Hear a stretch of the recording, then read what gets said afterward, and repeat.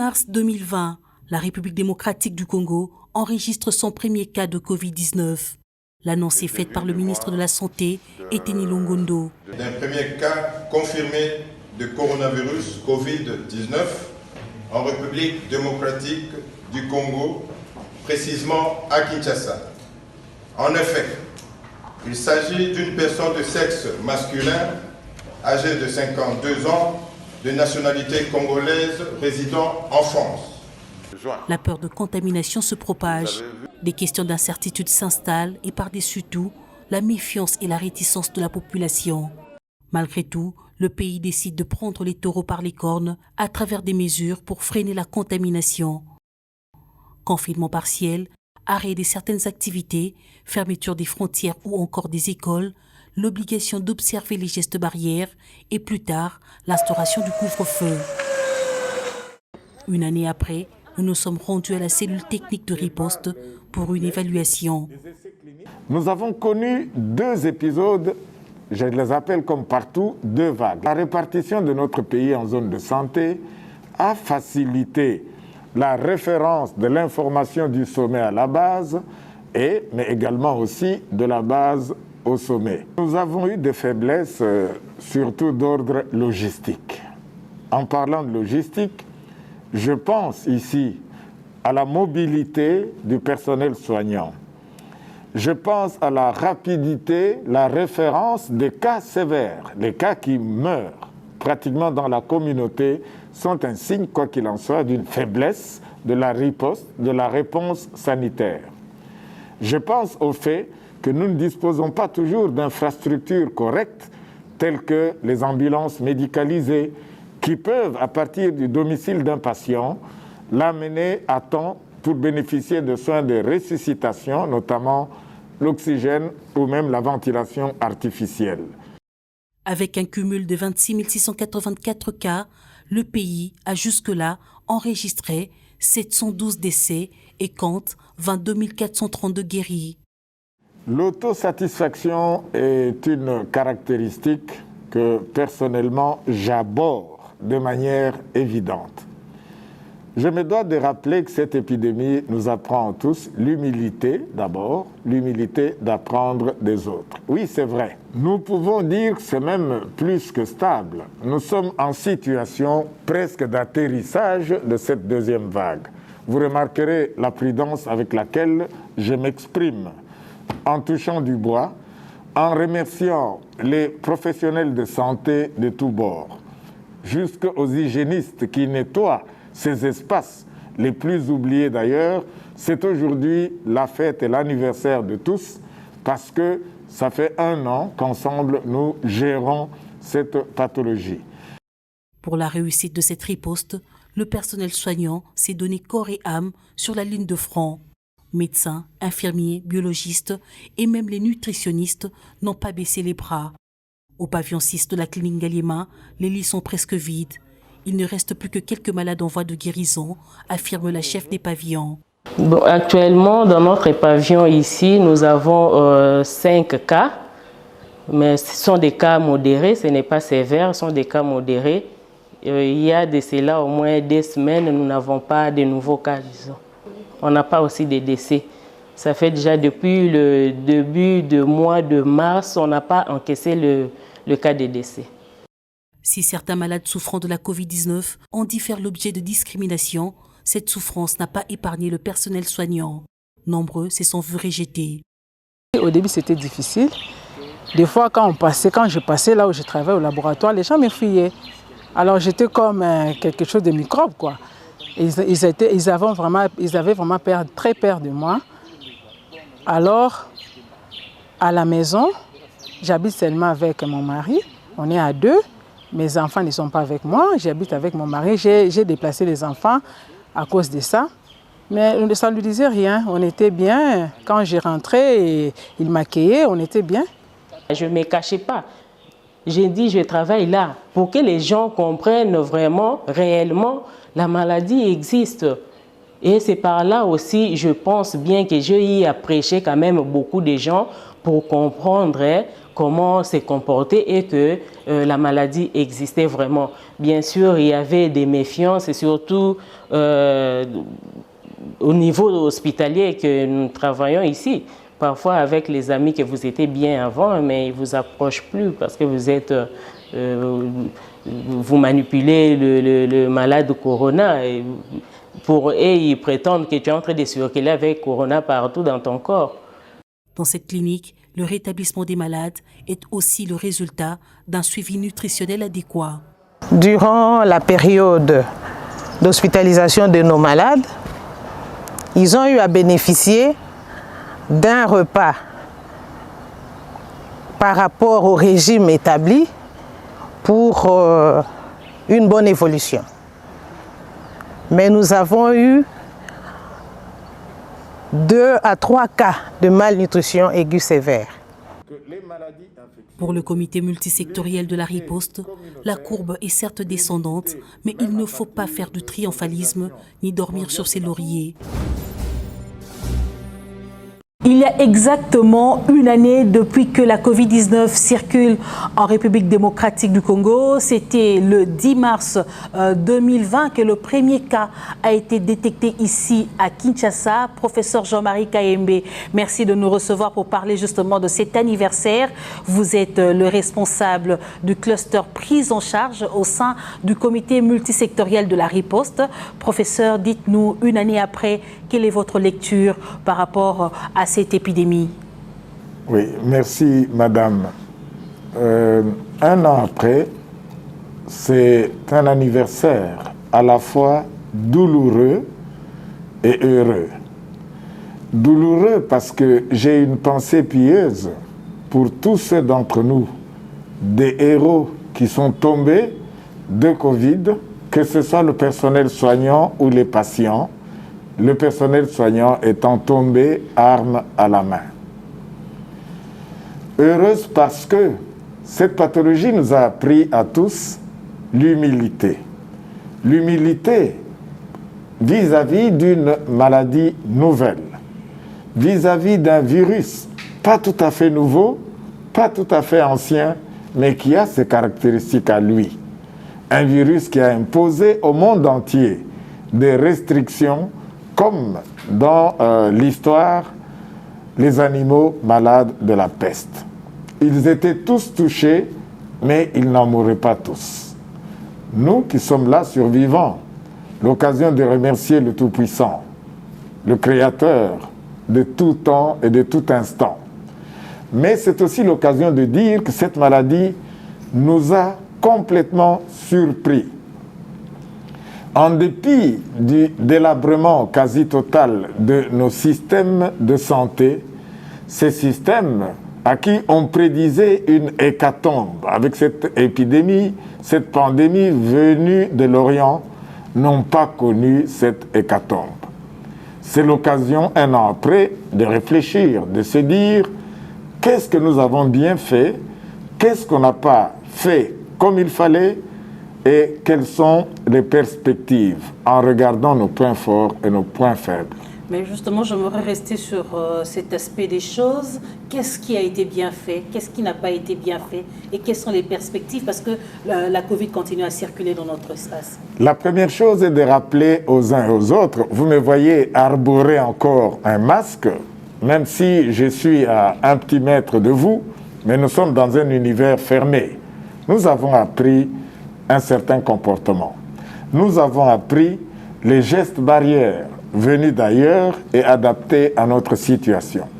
Quels ont été, à la limite, nos points forts? Je commence par l'environnement politique et les décideurs. Courageusement, la chose a été endossée au plus haut sommet de l'État par son Excellence, Monsieur le Président de la République, qui a, à partir du mois de mars, désigné le professeur Muyembe, dont l'expertise dans la gestion des épidémies, des maladies virales, n'est plus à démontrer. Il lui a confié cette responsabilité et nous l'accompagnons dans cette tâche exaltante au quotidien. C'était déjà le courage de choisir l'expertise scientifique pour la gestion de cette épidémie, qui frappe le monde entier.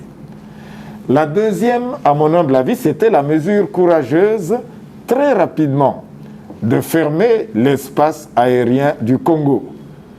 La raison la plus importante en étant que cette maladie était au départ importée à partir de cas venus d'Europe, la France et la Belgique en particulier dans notre pays. Fermer l'aéroport, c'était quelque part comme casser la chaîne de transmission. Mais hélas, nous avons aujourd'hui un profil local. Le virus est entré dans nos ménages, le virus circule et il circule encore. Nous avons connu deux épisodes, je les appelle comme partout, deux vagues. La première, commencée au mois de mars, nous avons au mois de mai, juin, juillet, août, atteint l'acmé avec un nombre ahurissant de cas infectés, de formes sévères, c'était la première vague. Et nous avons connu une sorte d'atermoiement, une descente, une pente, qui nous a fait croire que, évidemment, tout était pratiquement derrière nous. Mais remontait alors la seconde vague dans le monde entier, qui s'est présentée d'ailleurs comme étant plus meurtrière que la première, et avec d'ailleurs davantage de cas. Nous avons entendu parler de variants. Ce virus n'est plus totalement et partout le même, le SARS-CoV-2 qu'on a connu. On a aujourd'hui des variants baptisés de Sud-Africains, Britanniques, Brésiliens. Tous ces variants donnent un autre comportement au virus. Qu'est-ce que nous avons également de fort? C'est le fait d'avoir l'expertise par notre système de santé, quoique faible, d'avoir géré au moins 11 épidémies de maladies infectieuses. Nous sommes un tant soit peu organisés du sommet à la base, en appuyant nos stratégies de riposte sur la communauté, sur la zone de santé. La répartition de notre pays en zone de santé a facilité la référence de l'information du sommet à la base, mais également aussi de la base au sommet. Ça me rappelle ici ce que le peuple rappelle au président de la République, Yokabaz.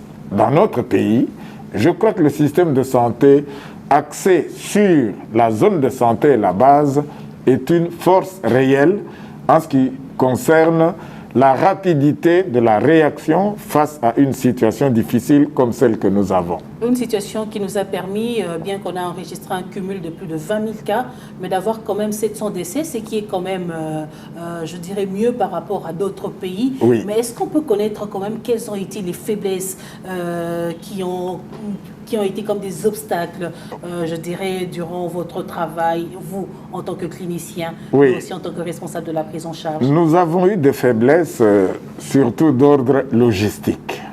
En parlant de logistique, je pense ici à la mobilité du personnel soignant. Je pense à la rapidité, la référence des cas sévères, les cas qui meurent pratiquement dans la communauté, sont un signe, quoi qu'il en soit, d'une faiblesse de la riposte, de la réponse sanitaire. Je pense au fait que nous ne disposons pas toujours d'infrastructures correctes, telles que les ambulances médicalisées, qui peuvent, à partir du domicile d'un patient, l'amener à temps pour bénéficier de soins de ressuscitation, notamment l'oxygène ou même la ventilation artificielle. Nous sommes très faibles sur ce plan-là. Un autre problème, c'est que nous avons, depuis le mois d'avril, depuis le mois de mars, dirais-je, 2020, formulé éventuellement la demande, l'appui en ce qui concerne la gestion des comorbidités, c'est-à-dire les autres maladies qui accompagnent ce SARS-CoV-2 ou le Covid-19. On a pu identifier les facteurs de risque de létalité, parmi lesquels l'âge avancé, les comorbidités comme l'hypertension, l'obésité, le diabète, le cancer et certaines maladies respiratoires comme l'asthme, etc. Nous avons obtenu, mais il y a très peu seulement, la gestion également, la prise en charge globale de ces comorbidités par l'État. Nous avons également des faiblesses. C'est dans le sens de la dispensation de l'oxygène qui est indispensable pour cette pathologie dans laquelle l'insuffisance respiratoire est souvent la détresse respiratoire, le tableau le plus déterminant de la mortalité. Il faut de l'oxygène. Et nous avons failli, au début de la seconde vague, connaître une rupture en oxygène parce que le fournisseur n'était pas pourvu de manière régulière en électricité. Je dois de reconnaître que l'appui des partenaires, de notre gouvernement d'abord et des partenaires, nous a permis de nous en sortir un petit peu. Mais l'épidémie nous a appris qu'il était temps que nous puissions nous servir de cette situation pour renforcer le système de santé, notamment dans la production de l'oxygène à usage hospitalier, qu'il y ait des unités de production dans certains centres de prise en charge. Ce sont là quelques points sur lesquels nous avons battu de l'aile. Vous avez évoqué les forces, vous avez évoqué les faiblesses. Aujourd'hui, est-ce qu'on doit dire que le pays a la maîtrise de cette épidémie, c'est-à-dire toutes les choses sont mises en place correctement pour qu'on ne puisse pas peut-être avoir une troisième vague? L'autosatisfaction est une caractéristique que personnellement j'aborde de manière évidente. Je me dois de rappeler que cette épidémie nous apprend tous l'humilité d'abord, l'humilité d'apprendre des autres. Oui, c'est vrai que nous sommes en train d'observer, de regarder, d'analyser, d'évaluer les différentes faiblesses que nous avons eues dans la gestion de cette épidémie. Et ces faiblesses nous permettront d'organiser des messages forts, ciblés, adressés d'abord à la communauté pour la prévention qui reste le maître mot dans la gestion d'une épidémie. Et la prévention nous amène très rapidement, comme dans le monde entier, à la vaccination éventuellement. Il faut qu'on en parle, ce n'est pas un sujet tabou. C'est la première chose. Et nous avons appris à organiser mieux encore la riposte et notre système de santé. Ne pas attendre qu'il y ait une épidémie pour pouvoir réagir, mais se prendre les bonnes décisions au bon moment. Nous devons être sûrs que les mesures barrières édictées par les décideurs doivent être de stricte application et de mise.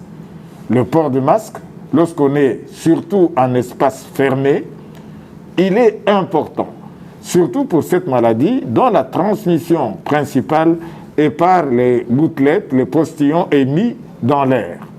Le port du masque devient en ce moment-là un moyen tout à fait défendable, un moyen sûr et efficace, éprouvé pour pouvoir le faire. Continuons ensemble d'encourager le respect des gestes barrières et avec en plus aujourd'hui la vaccination qui vise à obtenir davantage une immunité collective, communautaire, là nous pouvons espérer pouvoir vivre un petit peu mieux, vivre un petit peu loin du stress permanent, de l'impact négatif du Covid-19 sur tous les aspects de la vie des citoyens. Vous évoquez la vaccination, on a beaucoup de gens salué l'arrivée des vaccins. On doit quand même dire que c'était un peu nuancé. Pour certains, pourquoi on nous emmène un vaccin? Professeur, est-ce que vous pensez que cette vaccination est une bouffée d'oxygène pour les cliniciens, mais aussi pour la population? C'est une véritable bouffée d'oxygène pour la communauté d'abord, pour les prestataires de soins, pour ceux qui dirigent, eu égard à l'impact socio-économique plus que négatif du Covid-19 à travers le monde. Je me répète, sans me lasser, que l'humilité d'apprendre les uns des autres est la chose, à mon humble avis, la leçon la plus grande à prendre. Take home message, ce serait l'humilité d'apprendre les uns des autres. Regardons le pays le plus frappé aujourd'hui en termes de létalité. Plus d'1 demi-million de morts, c'est aux États-Unis. Et remarquez que déjà aux États-Unis, où la vaccination est incrustée à un pourcentage considérable de la population à l'heure actuelle, ils rêvent déjà certains États en tout cas, de vivre sans le masque, de reprendre l'activité économique, etc. Puisque nous devons apprendre des autres, apprenons également cela, en sachant, bien sûr, le monde scientifique l'établit, que les maladies infectieuses, l'immunité communautaire, l'immunité collective est la chose la plus importante, mieux qu'une immunité parlementaire, est la chose la plus importante qui puisse aider une population à stabiliser l'état de santé de ses concitoyens. Je pense que c'est capital. Vous avez parlé de la première vague, de la deuxième vague. Aujourd'hui, quelle est la situation dans les hôpitaux? Est-ce qu'on doit dire que c'est stable? Nous pouvons dire que c'est même plus que stable. Nous sommes en situation presque d'atterrissage de cette deuxième vague. Vous remarquerez la prudence avec laquelle je m'exprime, en touchant du bois, en remerciant les professionnels de santé de tous bords, jusqu'aux hygiénistes qui nettoient ces espaces, les plus oubliés d'ailleurs. C'est aujourd'hui la fête et l'anniversaire de tous, parce que ça fait 1 an qu'ensemble nous gérons cette pathologie. Je pense que les efforts des uns et des autres aujourd'hui font que nous n'avons pas une très grande pression dans les hôpitaux à l'heure actuelle. Le nombre de cas d'infection positifs par jour a drastiquement diminué. Mais continuons les efforts sans triomphalisme, en touchant du bois régulièrement. Continuons les mesures préventives, parmi lesquelles les mesures barrières dont on ne se lassera jamais d'en faire le rappel, mais également nous avons aujourd'hui l'opportunité du vaccin dans notre pays. Professeur, avant que vous puissiez dire un mot par rapport à cette vaccination qui va bientôt commencer, j'aimerais quand même que vous puissiez parler de vous personnellement. Vous avez un passé dans la lutte contre les maladies infectieuses, aujourd'hui une expérience de plus. Est-ce qu'on peut savoir ce qui vous captive dans la Covid-19 ? Ce qui me captive et qui captive la plupart de prestataires de soins, je pense que c'est le souci de répondre à une vocation qui est celle de soulager un tant soit peu, autant que faire se peut, la misère au quotidien de nos semblables. Être un acteur de santé, apporter le soulagement, prolonger la vie dans des conditions les meilleures possibles, je pense que c'est une tâche exaltante qui fait de la médecine ce qu'on a l'habitude de dire, elle est à la fois science et art. Je pense que c'est un motif qui vous captive dans l'humilité. C'est le maître mot avec le Covid-19. C'est aussi une expérience de plus. Effectivement. Nous avions déjà celle de gérer 11 épidémies d'Ebola. Nous sommes cités en exemple comme pays. Nous apportons notre expertise à d'autres. Et le fait d'être ensemble, les scientifiques du monde entier, le fait de gérer un problème au niveau mondial, le fait de ne pas avoir enregistré des résultats catastrophiques qui étaient à redouter, même à partir de l'Organisation mondiale de la santé, ne nous donne pas des oreilles plus longues, plus hautes que la tête, mais nous invite à plus de responsabilités, à une évaluation froide de ce qui a été, de ce qui a été moins bien et de ce qui n'a pas été du tout. L'Organisation mondiale de la santé qui prédisait l'hécatombe, après quelques temps, ils ont eux-mêmes reconnu que l'Afrique réagissait bien par rapport à cette épidémie. Aujourd'hui, nous avons la vaccination. Professeur, il y a quelques mois, les gens étaient sceptiques. Nous avons les vaccins sur place en République démocratique du Congo. Vous, en tant que médecin, en tant que clinicien, qu'est-ce que vous pourrez dire d'abord aux personnes qui seront prioritaires, mais aussi à toute la population, parce qu'on finira quand même par vacciner un grand nombre de la population congolaise. Quel est le message que vous pourriez lancer aujourd'hui à toutes ces personnes? Globalement, je dois dire, apprenant des autres, nous sommes en train d'observer le miracle de la vaccination, qui cette fois-ci l'a été de manière très rapide, parce que les scientifiques du monde entier ont conjugué les efforts face à une pandémie qui touche le monde entier et davantage d'ailleurs les nations les plus nanties. Autant on a traîné pour fournir un vaccin contre le paludisme. Le paludisme ne concerne pas forcément les grands de ce monde. Et voilà une pathologie grave qui a touché le monde entier, davantage les nations les plus industrialisées. Et du coup, se développe en très peu de temps pour une pathologie devant laquelle l'approche thérapeutique est totalement désarmante et désarmée. À l'heure actuelle, quel est ce médicament dont l'efficacité à 100% est prouvée face au Covid-19 ? La plupart des médicaments utilisés, nous avons opté pour le schéma, je dois le dire, chloroquine, azithromycine, le sont sur base d'essais cliniques et à titre compassionnel, sans apporter de manière évidente la preuve irréfutable et absolue de leur efficacité. Mais l'histoire nous apprend également, depuis la peste, etc., que le meilleur remède contre les maladies, les pathologies infectieuses demeure la prévention. Or, tous nous savons que la prévention, face à une pathologie infectieuse, c'est l'acquisition d'une immunité la plus large possible dans la communauté. Il n'y a malheureusement à l'heure actuelle rien mieux que le vaccin pour atteindre cet objectif-là. Mais il faut une communication responsable sur ce que sont réellement les vaccins, le vaccin que nous avons dans notre pays et qu'est-ce qui a, dicté le choix de tel vaccin, les populations cibles qui doivent en priorité avoir ce vaccin et les stratégies vaccinales et toute la logistique que cela englobe.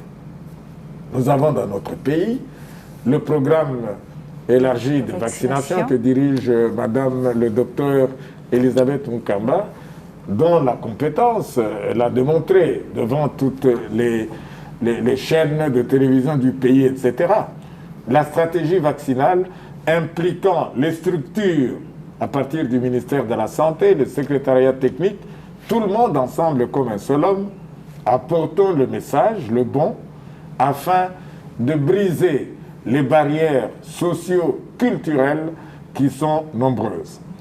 Les vaccinosceptiques n'ont pas complètement abdiqué, mais ceux qui croient au vaccin, et j'en fais partie, je ne me cache pas pour le dire, devraient apporter des messages bien ciblés et les cibles bien identifiées pour qu'il y ait une réussite de cette campagne vaccinale.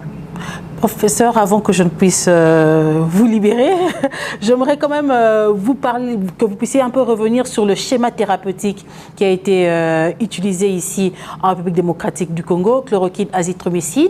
On doit quand même dire que c'est un schéma qui a réussi chez beaucoup des patients, mais la RDC n'a pas croisé les bras. Il y a eu la recherche, on a eu des produits made in RDC. Est-ce que ces produits sont aussi utilisés dans les schémas de notre pays? Nous espérons de manière très évidente, madame, que ces produits, la plupart, ont même déjà l'autorisation de mise en marché sur le marché localement.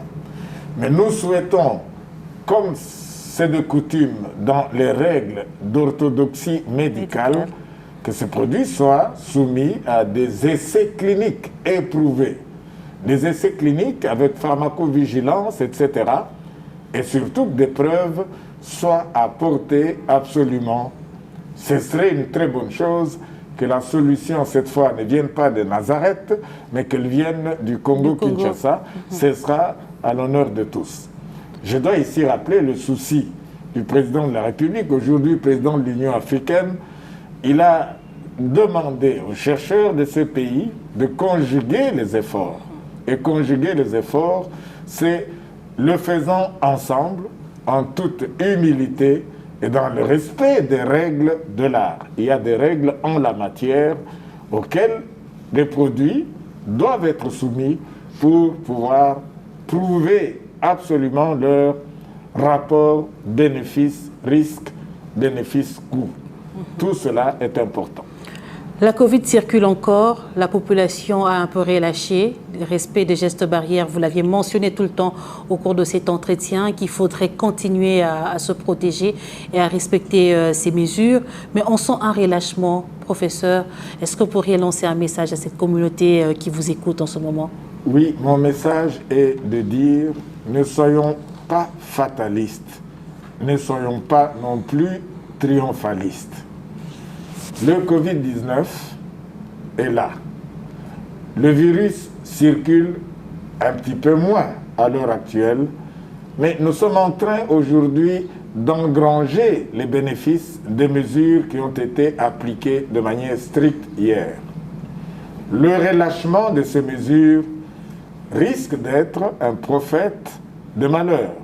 Il ne faut donc pas, il n'est nullement le temps, avant d'avoir atteint un certain pourcentage d'immunité collective ou communautaire. Les scientifiques la situent aux alentours de 60, d'autres aujourd'hui à 45%.